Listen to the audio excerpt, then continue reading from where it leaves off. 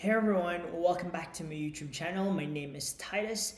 In this channel, I usually talk about travel blogs and life lessons that I have learned to help inspire, motivate, and encourage people to live a better life. And that's basically what the goal is of this channel. Now, previously, I've also been posting a video about the camera that I have upgraded to, which is the Canon EOS M50. And I wanted to share with you guys several things that I have learned or wanted to have known before I have bought the camera, just in case you guys are thinking about buying it.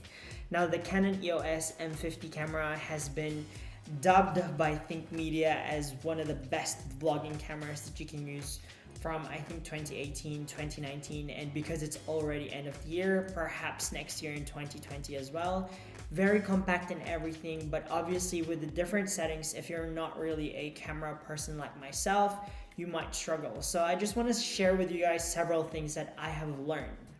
Now, instead of me actually reading a script, or rather having to go through a dot point of script, and telling you guys one by one about those different things that I have learned, I've actually have here a container, or what would you call this, a Tupperware of all those different things that I have learned. And instead of me just memorizing everything because my memory is really bad, I'm just going to pick out one by one those different things until I finish this. I hope that you guys will stick around to know what those things are that you need to know before you actually buy a DSLR camera. So here we go. Alright, so let's get started. So I'm gonna pick the first one here now, and it's very random. So we won't go through it in a particular order, but the first one is camera bag. And as you can see there, I just handwritten this. I'm sorry that it's not so clear on your end, but basically one of the things that I wish I knew that I would also need when I bought a camera is to have a camera bag. Obviously, the camera itself is very, very fragile, and if you do make a damage on the lens, it's not going to be usable anymore. So you want to make sure that you have a camera bag that you can use, and just shop around and make sure that you actually look for something that's really affordable. Obviously, there's a lot of cheaper options now that you can buy from eBay and or Amazon. So take a pick and make sure it's a bag that will actually help fit all your camera. So I just bought this one from eBay. I think it's around just less than 15 Australian dollars. And yeah, it's quite good because it can contain all the lenses, batteries, and also the camera body itself. So that's a good thing. Moving on to the next one. Next one is a different camera lenses. All right, so again, that's what it says there, different camera lenses. So one of the things as well that you probably might need to be aware of is that when you do buy a DSLR or mirrorless camera, is that you will need, or you may need, different camera lenses. Although this Canon EOS M50 does come with a kit lens. Okay, so it's quite good because it can give you a wide angle shot, and it can also zoom in and out, and you can take a little bit of macro shots if that's something that you want to do. And it does have some sort of image stabilization from it as well, that's electronically maneuvered from what I was aware of. However, if you do want to capture a wider lens, for example, or an even fish eye lens kind of look, you might need special lenses for it. So that's just something to consider before you buy a camera, and that's just additional cost. So look online, look around, Facebook Market, eBay, Amazon, to see which one's best suitable for you, and obviously know what you want. And recently we actually bought a camera that is a 22 millimeter, I think f2 aperture pancake lens for the Canon EFM line, because I heard it's really good on taking macro shots. I bought the secondhand and I'm very, very satisfied with it actually. So just understand that sometimes you may need additional lenses that you may need to buy if you're gonna consider a much more expensive DSLR camera. Alright, let's look at the next one. Gimbal for smoother shots.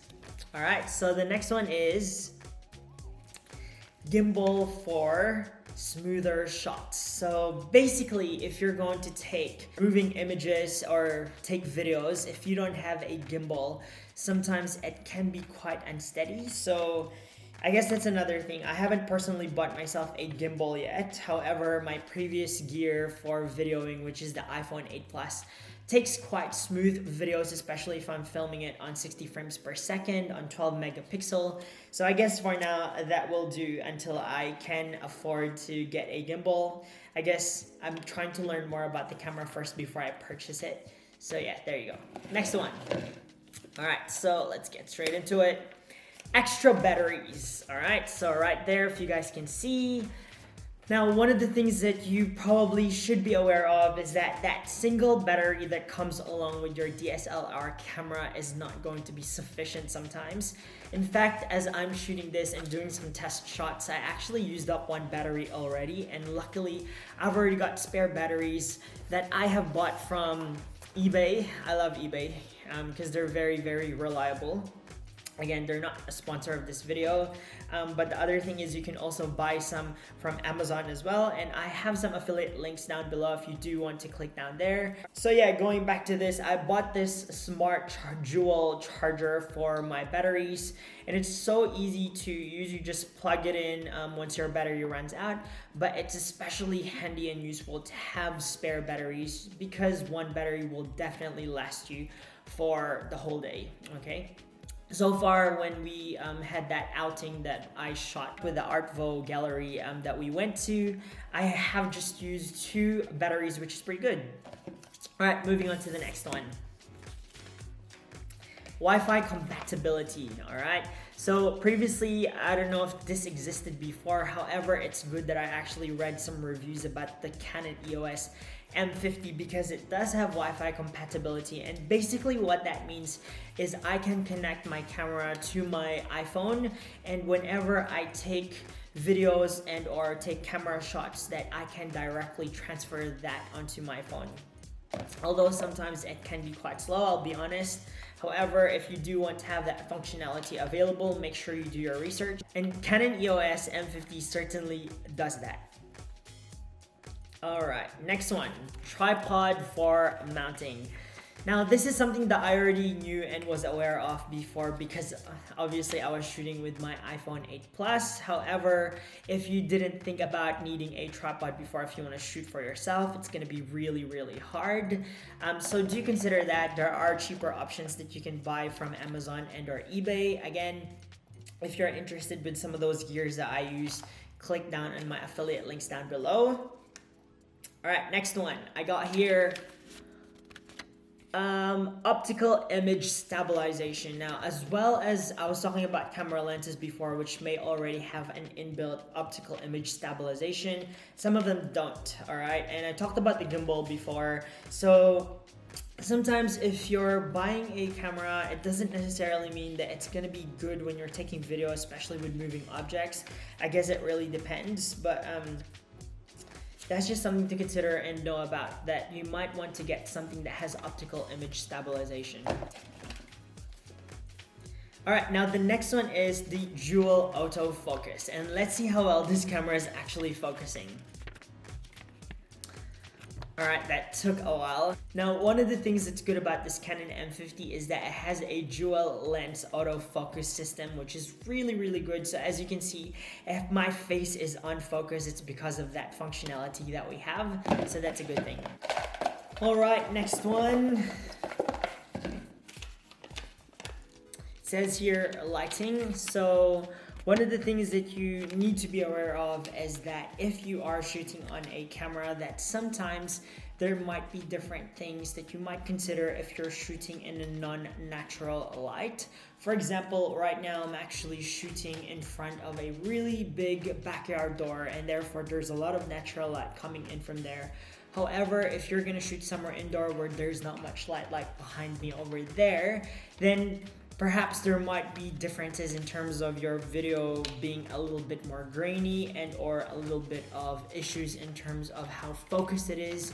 So just consider what you might use if ever the issue is light.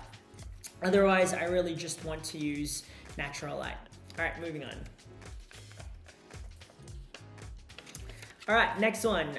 There's a lot of things that's actually written there, but this one basically says camera settings. Now, if you're not familiar with the different camera setting, especially with lighting. That's a really big thing, that sometimes there's areas which you need to be aware of about ISO, which is something to do with lighting, shutter speed, exposure, f aperture, and all that stuff. There's heaps of videos on YouTube that talks about specifically in relation to that.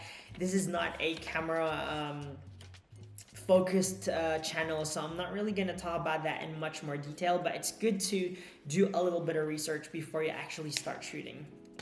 All right, next one, and we're nearly there, guys. All right, so this one just flew off, and this one is, what is this? SD cards. All right, SD cards that are ultra high speed, or UHS. All right, so it's been a long time since I actually shot with a actual camera without using my mobile phone, but previously I think I owned like a really old Sony CyberShot camera which had a 4GB SD card. And because one of the things that it doesn't come with, if you're unlucky, is an SD card, I thought, you know what, I'll just grab the old SD card that I had, try it on, started videoing, and after 10 seconds it just crashed. Okay, so after a little bit more research, and I'm going to, I guess, flash around here somewhere the different speeds and capabilities of different SD cards, just be mindful that if it's not ultra high speed, that it might not actually record for a long time. In fact, it might actually break down halfway through.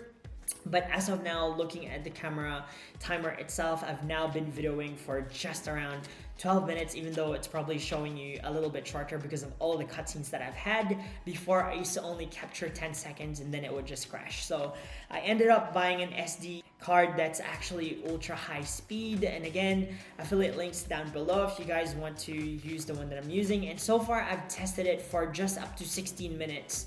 It does say it does have a cutoff of 30 minutes. I haven't gone that long, but so far I've tested it up to 16 minutes and I thought that's too long. I cut it and it's still functioning, so that's really good. All right, so last one, here we go. So the last one is camera straps. Okay, so with regards to your camera straps, if you're gonna buy this, it actually comes in the box. There is a camera strap itself. However, what I wanted is just a single strap that you can just put on the side so that if ever you're shooting, you can hook it onto your arm so that if ever it accidentally falls off, it's not gonna get damaged. But that's just something to consider. Now, I was very lucky because I had stored somewhere a strap for my old Nintendo DS, and luckily I could use that for this camera. And I guess that's about it. And now we've finished with everything that we've just spoken about. I hope that you guys enjoyed this video as much as I have enjoyed making it. It's just something new. I just thought instead of really, reading a script, it's much better to have dot points in terms of all these, cue cards that I had here, and just read from them and expand. Now, question for everyone. What did you guys think about those things? If you're someone who is actually familiar with regards to different things about cameras, what are some of the advices that you would like to share to everybody else, including myself? Please jot them down in the comments down below. If you have liked this video, I would encourage you guys to please click that like button. If you do want to see me make more videos like this and or follow our adventure, I've also got my Instagram page, which I'll show on the end of this video. Click subscribe if you want to see me make more videos as well. Otherwise, I will see you guys in the next video. Goodbye and God bless.